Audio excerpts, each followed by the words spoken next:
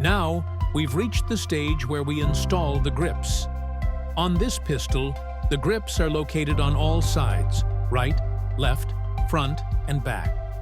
They have a very specific texture pattern, and the easiest way to reproduce it is by using your slicer.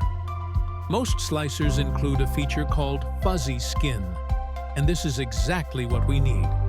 Here you can see my settings in the Creality slicer for printing the grips with the correct texture. Once all the grip panels are printed separately, you'll just need to glue them into place.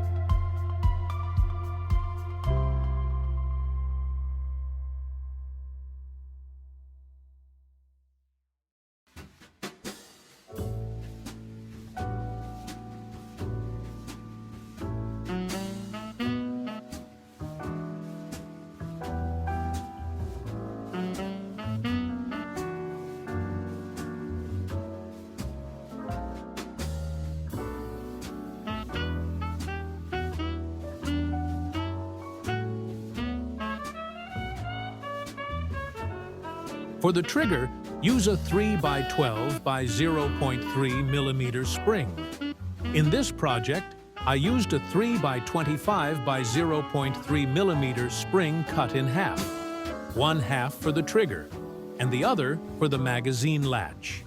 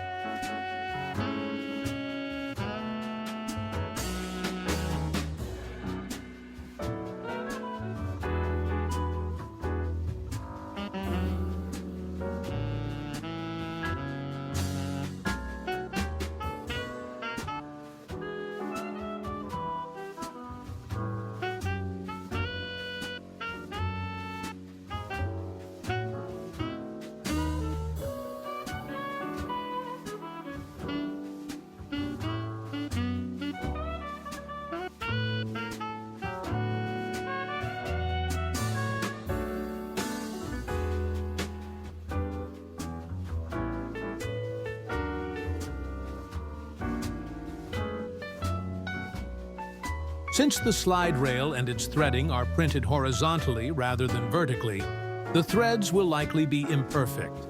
That's why it's important to screw the rail in and out a few times before the final assembly, so it threads in smoothly when we put the pistol together.